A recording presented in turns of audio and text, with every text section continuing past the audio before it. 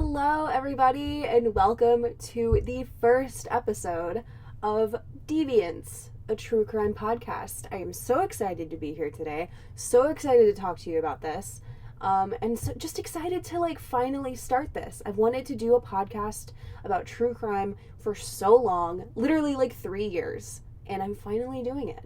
The time is now. So yeah, if you don't know me, my name is Devin. I have a YouTube channel. It's youtube.com/Devin With An Eye, youtube.com/DEVINWITHANEYE. Just a little self-promo there. And it's not true crime related or anything. It's just about me and my life and stuff like that. But I wanted to create a platform for myself where I could talk about true crime and my interest in true crime and not feel like it was weird or out of place or anything. So I thought a podcast would be the perfect platform for that. So that's what we're doing. The first episode ever, I'm sure you read the title, is going to be about Ted Bundy, and it's part 1 just because the Bundy case was so huge and it had so many layers and just victims really. And I just kind of want to cover all of it as best as I can. So I'm probably going to split this into 2 different parts. So welcome to part 1, and let's just get into it. I'm excited. So Theodore Robert Bundy was born on November 24th, 1946. So he is a Sagittarius, if that means anything to you, in Burlington, Vermont, which is just an hour south of the Canadian border. And he wasn't born under the name Theodore Bundy, actually. He was born under the name Theodore Cowell. And the story behind his birth and where he got his last name is fucking wild, honestly. His mother, Eleanor Louise Cowell, was an unwed teenage mother in the late 40s, which was incredibly uncool from a social standpoint back then. Yeah, let's just say you weren't exactly getting your own MTV reality show just for being a pregnant teen back then. It was pretty rough. And so because of the quote-unquote shame that this pregnancy was supposedly bring upon her family, Eleanor's parents sent her to the Elizabeth Lund Home for Unwed Mothers in Burlington, Vermont, which that just sounds so fun. God, just a home for unwed mothers in 1946 sounds like actual hell on earth, honestly. They probably treat you like how they treated kids in orphanages back then. Just super shitty, and there was probably a religious aspect to it too. You're supposed to be ashamed of getting pregnant. It was probably awful. But so once Ted was born, Eleanor actually listed someone named Lloyd Marshall, who was an Air Force veteran and a salesman, on Ted's official birth certificate as his biological father. But then she changed it up because I guess Lloyd Marshall didn't want anything to do with her or whatever. She changed it up and said that the father was actually some guy named Jack Worthington, who she said was a Navy sailor. And get this, on top of Lloyd Marshall, who was totally not accepting responsibility for this kid and being nah, I'm good, Jack Worthington didn't even exist.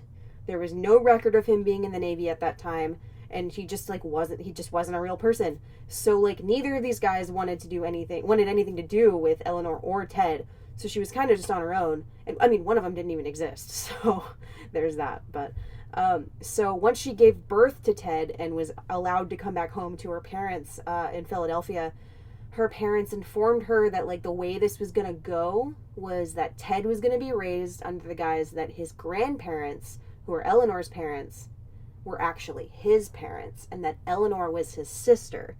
And because they didn't really have a way to explain this random newborn baby to the neighbors and the people in their community, Eleanor's parents pretended to have adopted him from an orphanage, which is just the first hearty ingredient in this serial killer soup that we're making here. Isn't it just, it's delicious.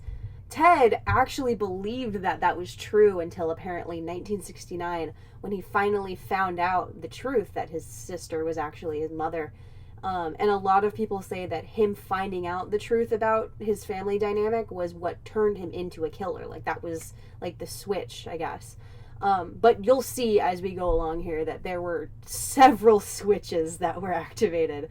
that led to the monster that Bundy eventually became in his later years. Also, fun little fact here, another person who had that exact same backstory is Jack Nicholson, believe it or not. So you have one of the greatest actors of all time, the greatest actors who ever lived, compared to one of the most infamous serial killers who's ever lived. So isn't that a fun contrast? But you don't have to become a serial killer just because your sister is actually your mom. It's not necessary. And this kind of sucks, like, a lot, but there was also some unsubstantiated rumors. I will say they're unsubstantiated, but there is some evidence leaning toward this being true, that Ted's biological grandfather, Samuel Cowell, who is Eleanor's father, is actually also Ted's birth father, which is, like, super sad and fucked up, because obviously the implication here is that Ted's was, like, the product of incestuous rape. So yeah, it does kind of make sense, though, when you look at how she named, like, 2 random guys, one of whom didn't even exist, as Ted's biological father. It was kind of like she was, like, trying to cover up the truth, if that makes sense, which is super sad. But a little bit more about her dad, Samuel Cowell. He was known to have been, like, this super abusive, like, domineering, and just, like, overall, like, dickhead of a guy, which I guess probably wasn't that uncommon for fathers to be like in the 40s. But apparently there's, like, a story that apparently Samuel actually threw Eleanor's sister down the stairs one morning just because she had overslept that day. Like, yeah, like, my parents would get mad at me for oversleeping, but never threw me down a flight of stairs. Always stopped just short of throwing me down a flight of stairs, I guess. So on top of being, like, just an absolute monster to his family, like, 24/7, he also just loved to fuck with animals, just to ruin their day. Like, for example, he would often, like, kick the family dog around, and there was this one story of him, he went and got the neighbor's cat, right? Grabbed it by the tail, picked it up over his head, swung it around his head, and then threw it. Yeah. That's a thing that happened. Like, okay, the image of that is pretty hilarious, I'm not gonna lie. But the act of that, not cool. Don't fucking do that. Not cool at all.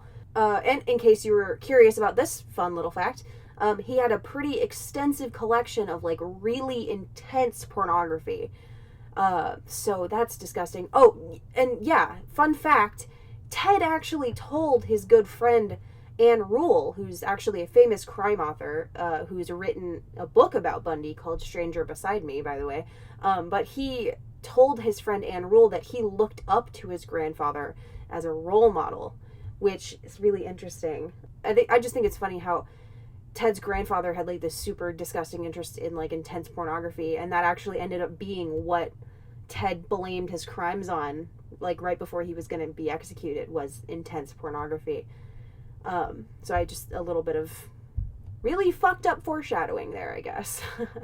So, I mean, as you can imagine, being married to Ted's grandfather, Samuel, was probably just the worst, just sucked mega ass. So Ted's grandmother, Samuel's wife, actually underwent electric shock treatment to try and cure her just immense depression, which was super controversial back in the day, obviously, and still is. But apparently it was necessary just because of how deep her depression was. And this was in, like, the 40s and 50s, so, you know, it wasn't super advanced technology like they have now, because actually, fun fact, electric shock therapy is still a thing that people do, and it's still used to treat, like, immense depression. It's not like what people think it is. You're not strapped to, like, an electric chair, and just, you're not, you know what I mean? It's very different now. It's very modern. I'm sure back in the day you were, like, strapped to an electric chair, but, which is kind of another form of sad foreshadowing, considering Ted was actually executed via electric chair, like, 30 or 40 years later.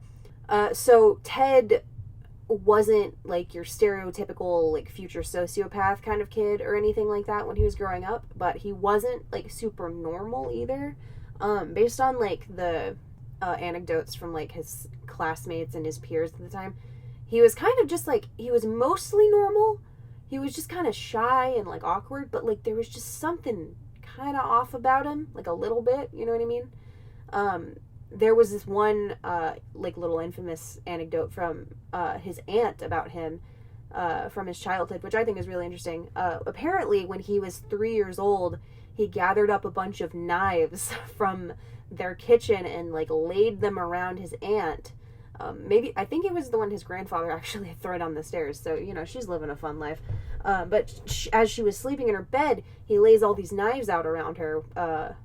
And when she woke up and she saw all these knives around her, Ted was apparently sitting at the edge of the bed just like laughing his little ass off. So imagine waking up to that. I would have punted that kid down the stairs. That's fucking terrifying.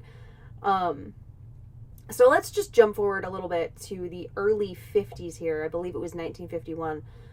Eleanor, Ted's mother, married a man named John Bundy, who proceeded to adopt Ted because, as you know, he didn't have a father, technically, which is obviously where he got his last name, in case you didn't figure that out.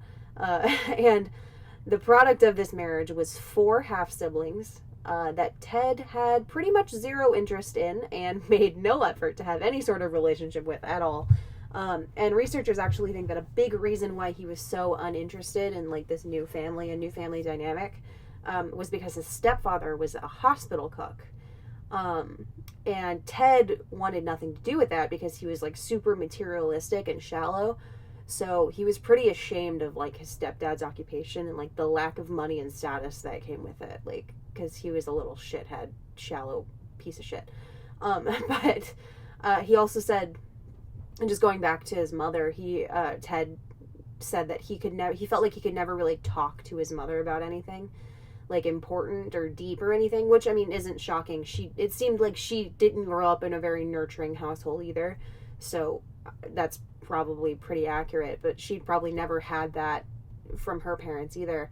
And she was like very closed off from him to the point where Ted kind of developed this trait of like keeping his emotions to himself and like not really sharing his feelings with anyone. Again, just yet another ingredient in like this serial killer soup that we're cooking up right now. You know, we're coming to a broil, if you will, on this soup. Like it's getting real good. So according to Ted's classmates, when Ted was in middle school, he was actually pretty normal. He was always a good-looking kid, and he did well in school and was fairly popular. But then when he got into high school, that kind of changed a little bit. And apparently he became a little bit more withdrawn from his peers and like a little bit more awkward, like I said before, than he had been before. But he also developed a stutter that he was really embarrassed about. But get this.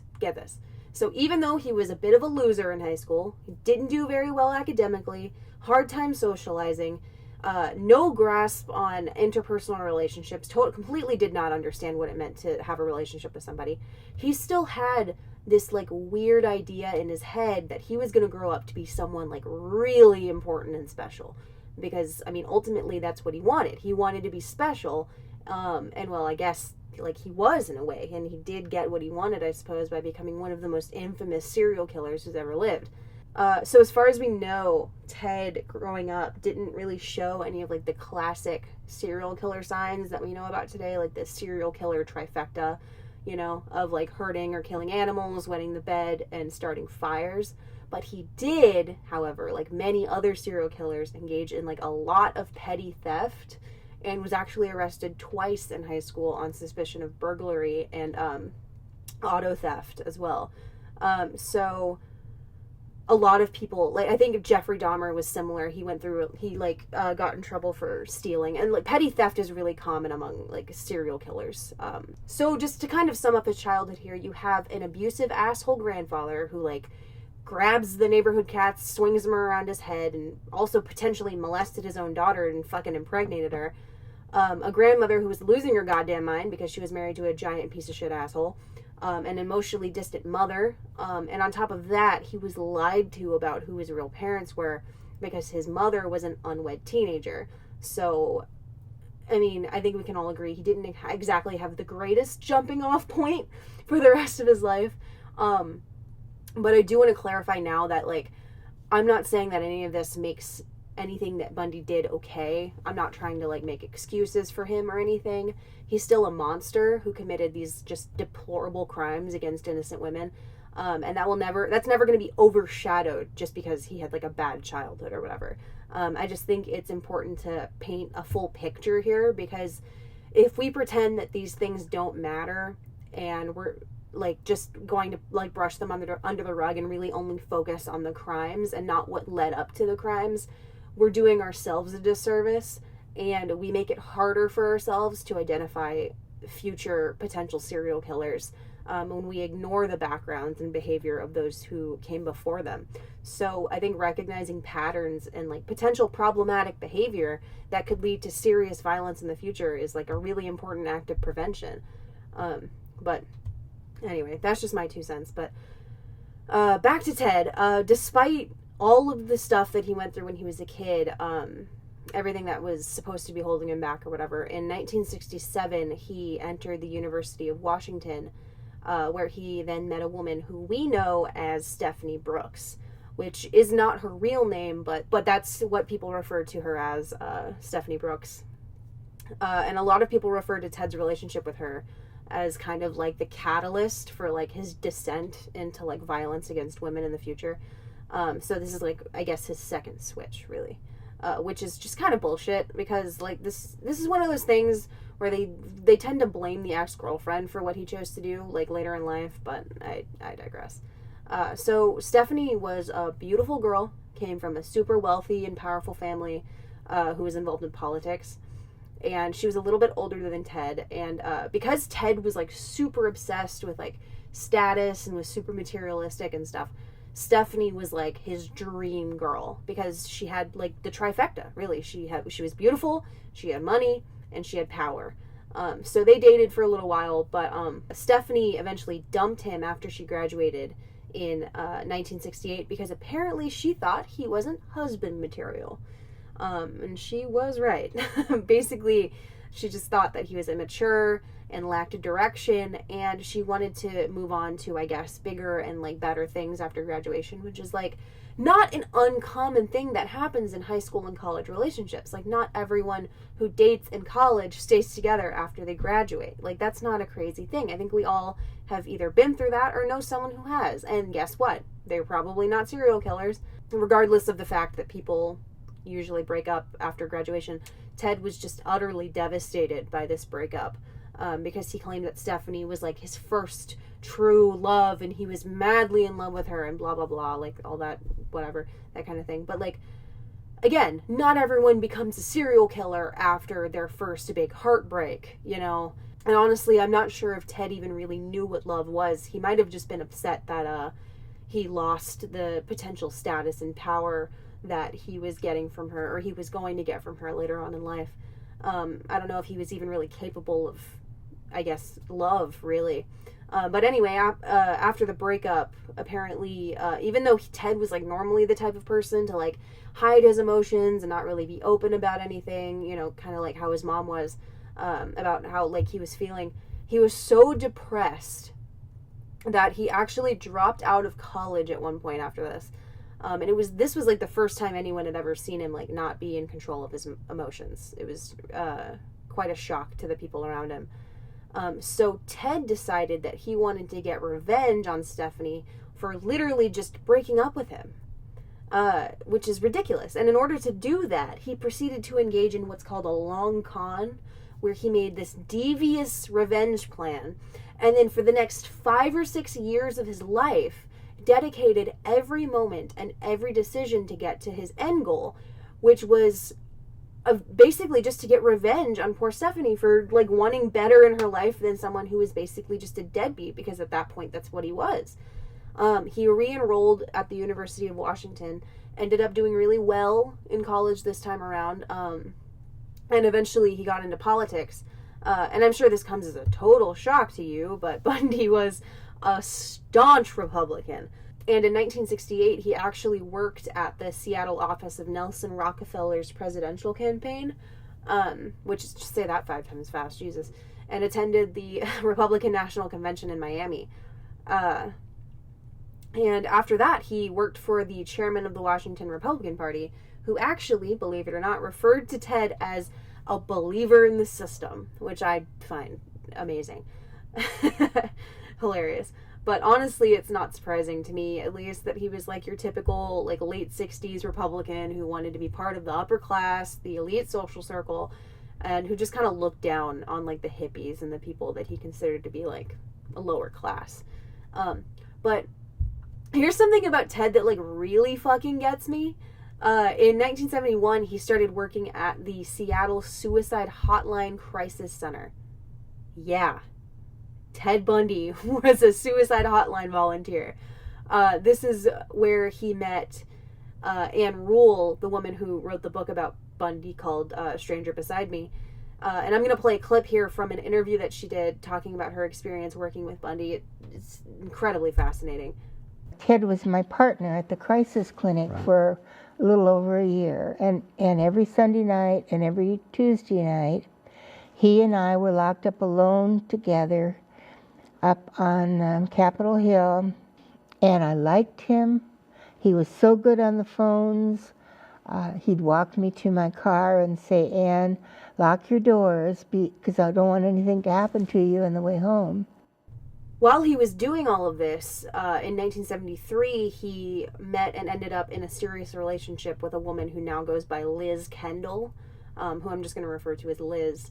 Because that's not her real name, but I don't think that she likes for people to use her real name, generally. So I'm just, Liz is her name. And he actually did not end up murdering Liz.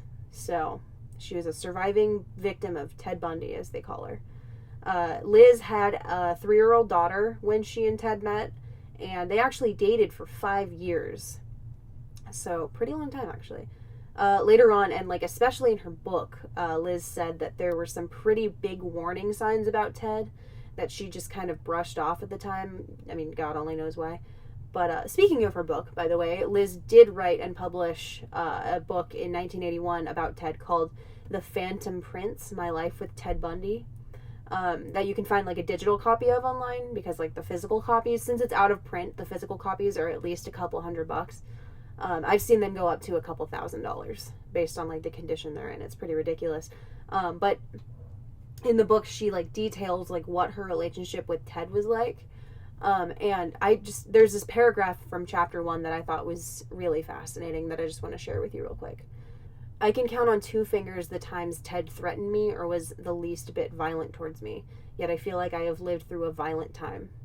I've spent too much of the last 6 years thinking about beatings, strangulations, rapes, the outrage of the brutal deaths of innocent people, and my own guilt. The untrue things that have been written about me and my relationship with Ted are a different kind of outrage. This book is an attempt to rid myself of both nightmares by facing them down. So, yeah, The Phantom Prince, it's less than 100 pages, and it's a really, really interesting read, and I really recommend it if you're interested in this case at all. But anyway, in 1973, Ted was accepted into the University of Utah Law School, which is pretty impressive. And he was obviously doing really well. So, like, the fact that he didn't become a big name in, like, law or politics is, like, a little fucking ridiculous, honestly.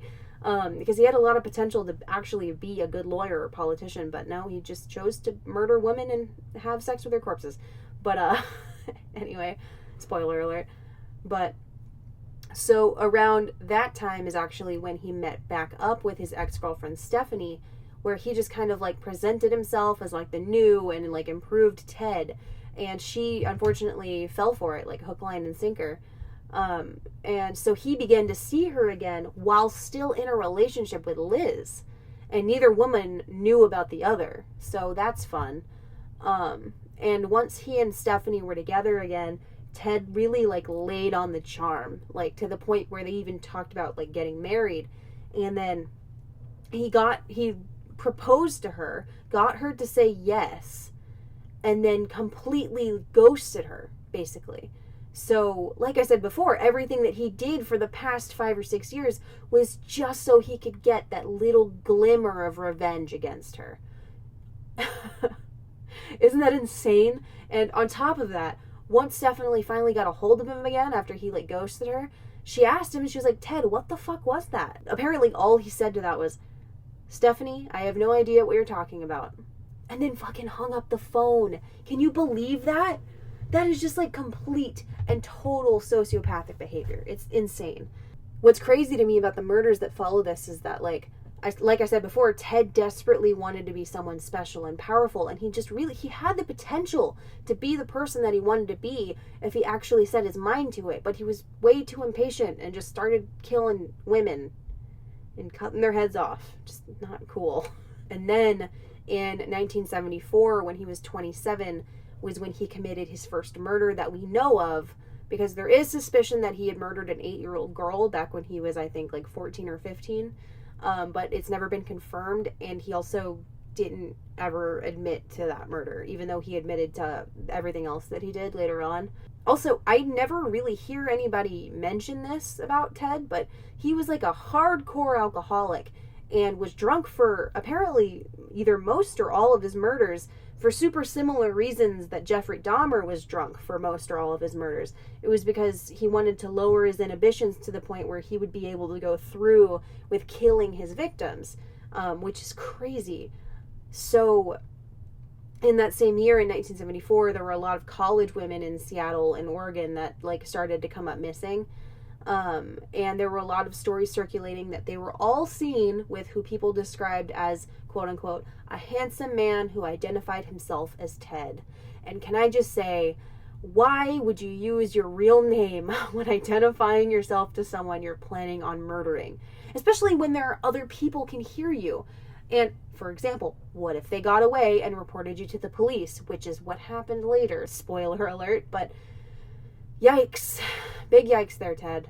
And then January 4th, 1974, an 18-year-old college student at the University of Washington named Karen Sparks was asleep in her basement apartment and was woken up in the middle of the night by Ted Bundy beating the shit out of her with a metal bar that he'd removed from her bed frame. Somehow no one she lived with heard this happening, and her roommates found her the next day. And apparently they said that the metal bar had been, quote, savagely jammed inside of her. Which, I mean, shockingly enough, isn't the only time Ted does this to one of his victims. He just really liked shoving things into girls' vaginas. But get this, Karen Sparks fucking survived the attack. She obviously had like life-changing injuries and wasn't the same afterwards, but she did in fact survive. And she says she can't remember anything about the attack, which is totally understandable considering she was literally woken up by a man beating her in the head with a metal bar, who then like left her for dead. So it's probably a good thing that she doesn't remember the attack, honestly. And then on February 1st, 1974, a little under a month after the attack on Karen Sparks, 21-year-old Linda Ann Healy unfortunately ended up being his first actual murder victim. Ted apparently saw her at a local bar where she was just hanging there with friends, you know, just being a normal college student.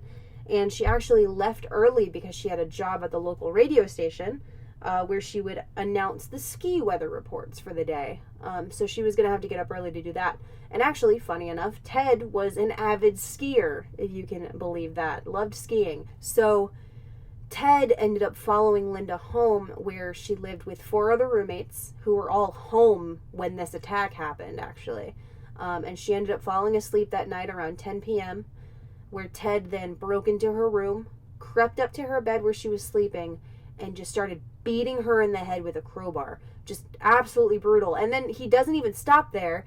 After she's beaten to death, since there was blood everywhere and all over her clothes and her whatever, he took her nightgown off, hung it up in her closet, proceeded to dress her in other clothes, wrapped her in a sheet, wrapped her head in a pillowcase, and then remade her bed before taking her out the window with him.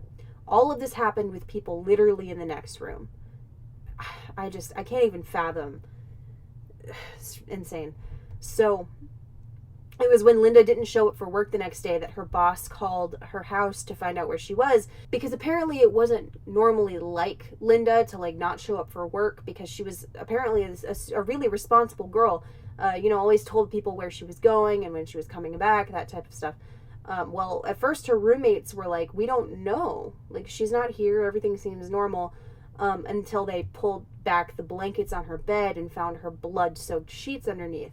And then they opened her closet and found the blood-stained nightgown hanging there. And yeah, obviously they called the police, but because Bundy was so meticulous with his crime scenes, and this was before DNA was really a thing, the only piece of her that they ever found was a jawbone, which they were only able to identify was hers based on her dental records. So super sad. But these next 4 cases get even more fucked up, if you can believe that. So just a warning in advance if you want to skip ahead a bit. But these cases are sometimes referred to as the Taylor Mountain skeletons, which is where Ted often brought his victims after they were dead to the Taylor Mountain. So this next one takes place on March 12th, 1974, in Olympia, Washington, and his victim was 19-year-old Donna Gail Mason. Donna was known as being like super smart. She was an Evergreen State College student, and she was also known to kind of just like disappear for a little bit without saying anything. So, unfortunately, she wasn't reported missing until several days after Ted had already gotten to her. And moral of the story here, ladies, and I'm 100% not victim blaming. I just think it's really important that everyone takes precautionary measures to protect themselves in the event that something horrible does happen to them. But always tell at least one person you trust where you're going. Don't make a reputation for yourself of disappearing for several days on end without telling anyone where you're going, because then no one will report you missing until it's too late. And again, I'm not victim blaming. She obviously had no way of knowing something like this was going to happen to her. But just as like a safety precaution, always tell people where you're going and how long you'll be gone if you know that information. Like, don't just disappear. Anyway, later when Ted was confessing to all of his murders, he claimed that some of the remains they found in the mountains did in fact belong to Donna. He didn't say how he killed her, but he did admit to cutting her head off and burning the head in his girlfriend Liz's fireplace.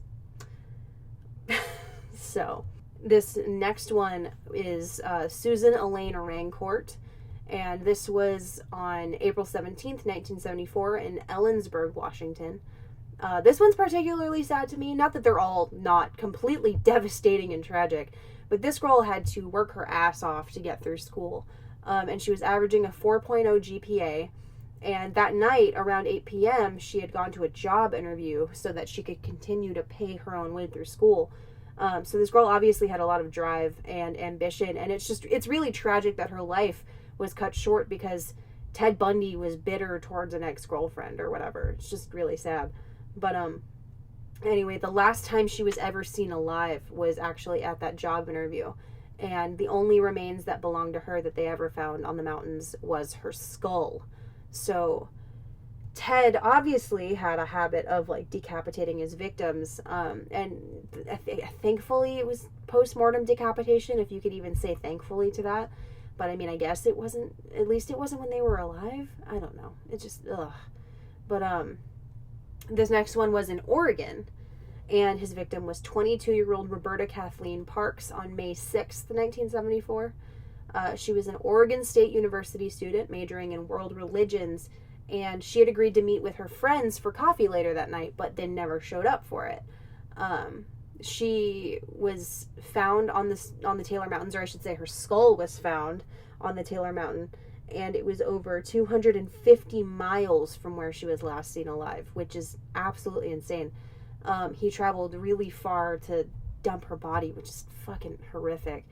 This next one, and I'm just kind of rattling off victims here. I mean, I feel like they all need to have their own time where we speak about them, because there were so many. There was, I think, 30 plus, I think it was 35 women that he murdered that we know of.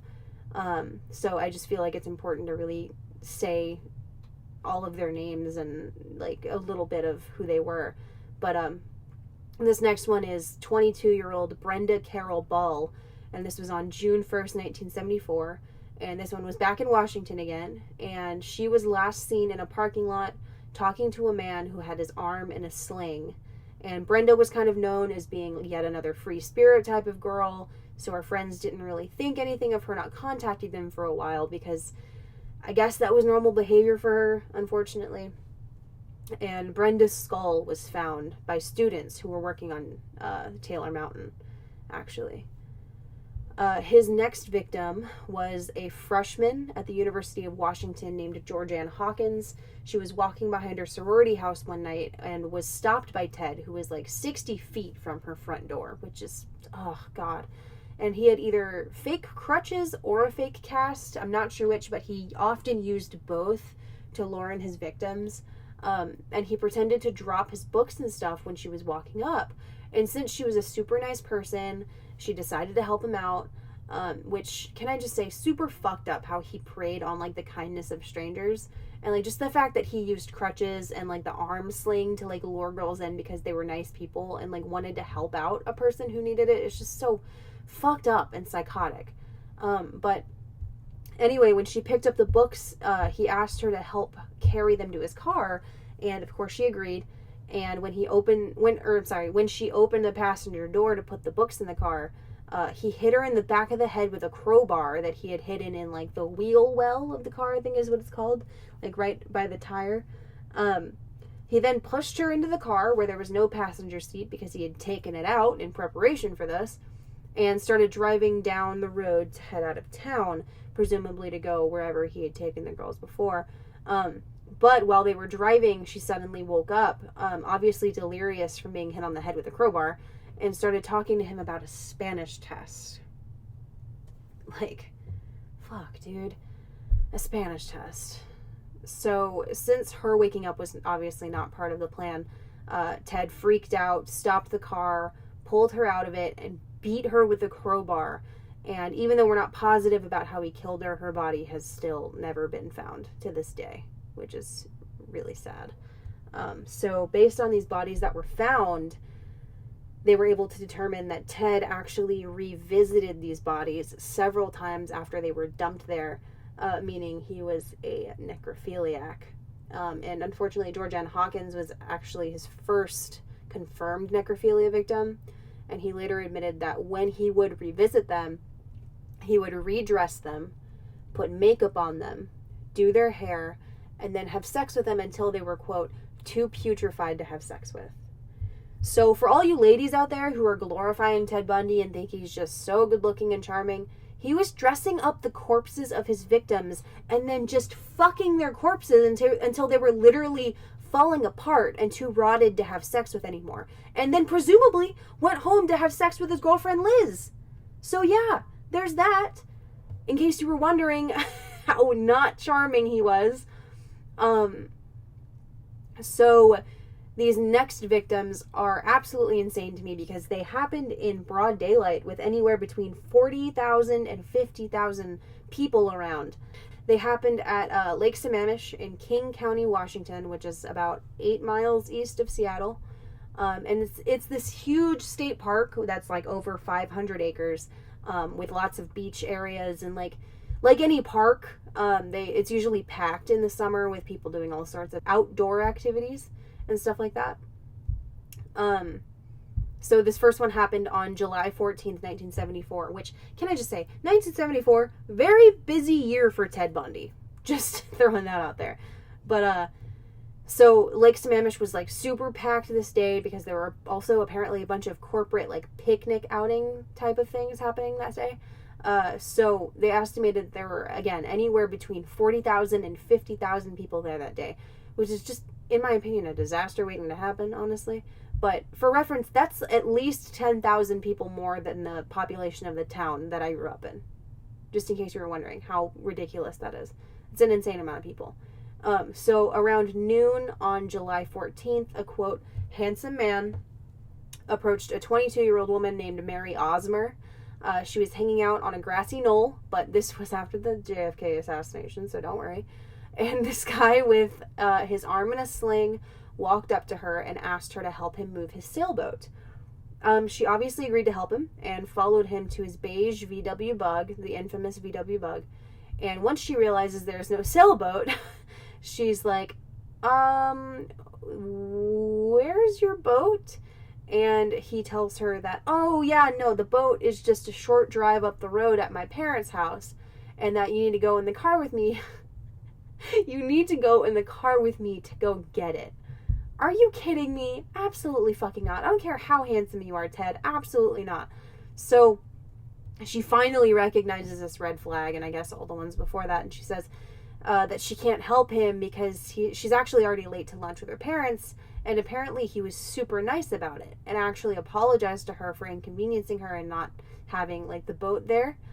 Totally not aggressive, and actually walks her back to where she was, and she survived. He also apparently did this to like probably more than that. He did this to several women that day before he finally got someone who walked all the way to the boat that he could like completely take advantage of. He did this to several women that day.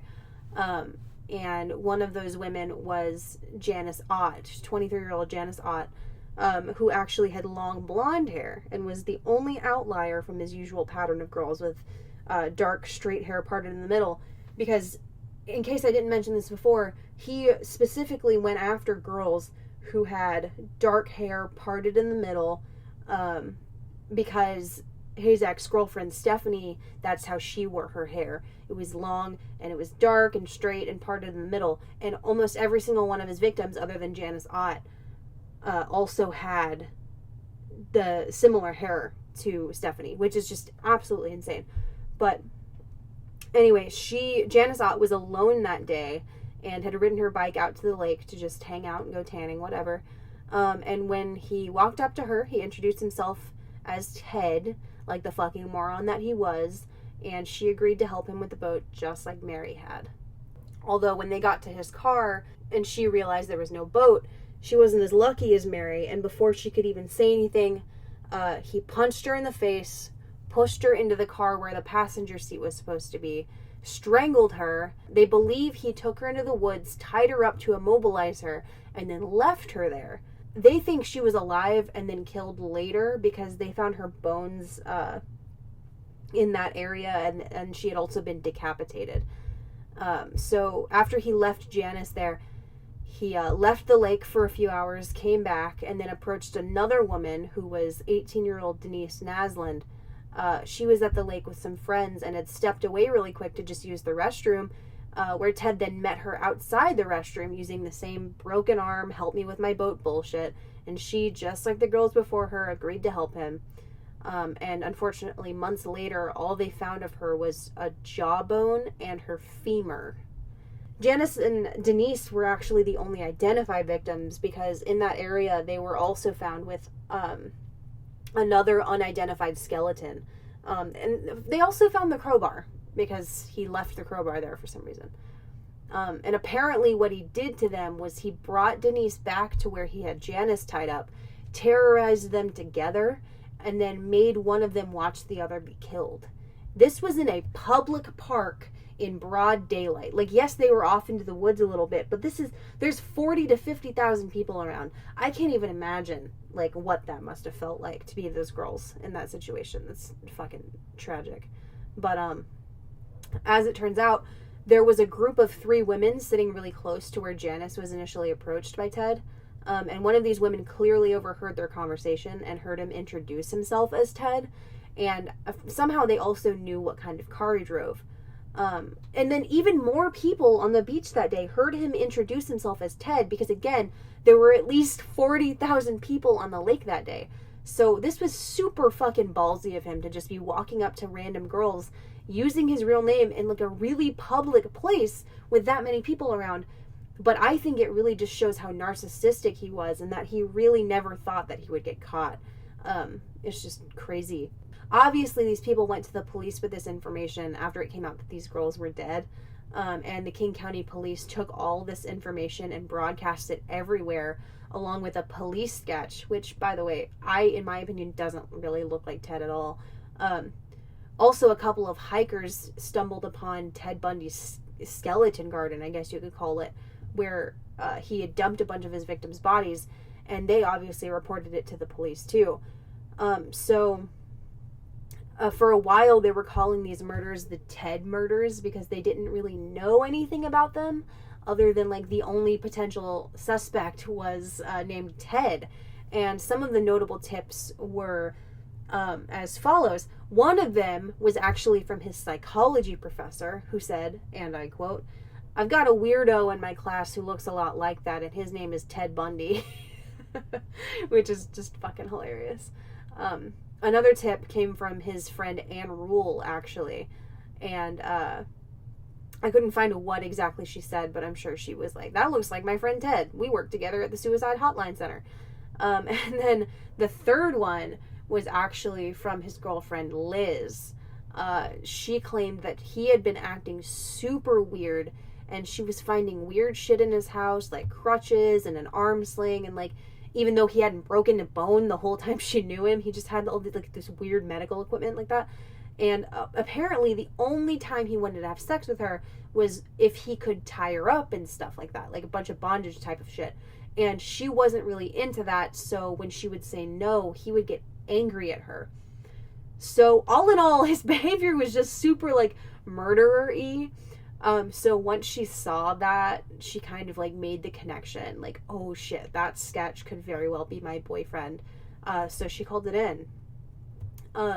But because the police were receiving about 200 tips a day about this case, they took like one look at Ted and his record and his reputation and pretty much scratched him off the list because he didn't fit the killer stereotype that they'd created in their minds. Because in the 70s, a serial killer was like a brand new concept, and they kind of just had like this image of a serial killer in their mind of like this nasty like shadow creature that like kills people.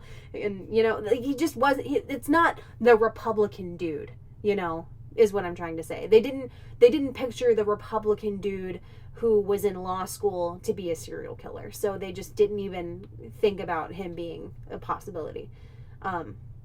Also, brief side note here, the thing that really gets me about Ted Bundy is that although he was like a good looking guy, right? But he was also really good at blending in because he was like generic handsome. You know what I mean? He could change his look in like super subtle ways and look like a completely different person. And so he was able to stay one step ahead of everyone because of that, more than once too, which is so crazy. So after all of this, Ted actually moves to Utah, where he was baptized into the Church of the Latter-day Saints. That's right, you heard that correctly. Bundy became a Mormon. After getting baptized, he tried to de-escalate from what he had been doing before in Washington and Oregon, and tried to just, you know, instead of kill and have sex with a corpse, he wanted to just kidnap, rape, and then release a girl named Nancy Wilcox. But unfortunately, he ended up strangling her and killing her. So he did not successfully de-escalate from the stuff he was doing before. And it was after he killed Nancy Wilcox that he made his first really big mistake. Really the thing that actually got him caught, honestly. While impersonating a police officer, he approached a young woman named Carol DeRanch and told her that someone had hit her car in the parking lot and that she needed to come with him. And without hesitating, she did in fact go with him, and then got in his car, and then noticed that they were going the opposite direction of the police station. And then when she said something about it, Ted pulled over to the side of the road and then tried to handcuff her. Somehow managed to accidentally put both handcuffs on the same arm. So when she realized that, she like kicked him in the balls, got up, and then took off, and then actually got away from him. So because he was just murder blue-balled and she'd just gotten away, he went about 19, 20 miles away, where he kidnapped another girl a couple hours later named Deborah Kent, who had just gotten out of a theater production at a local high school. And while he was kidnapping her, he accidentally left behind the most damning evidence he could have possibly left, which were the keys to his handcuffs. So that's actually where I'm going to stop this episode, because everything after this gets super intense and detailed, and I want to get to it all, and I don't want to make this episode too long. But we are going to get into his arrest and then what follows his arrest, like his escapes and things like that, in the next episode. So please do stay tuned for next week. And if you've made it this far, thank you so much for listening, and I hope you enjoyed, and stay safe out there. Bye.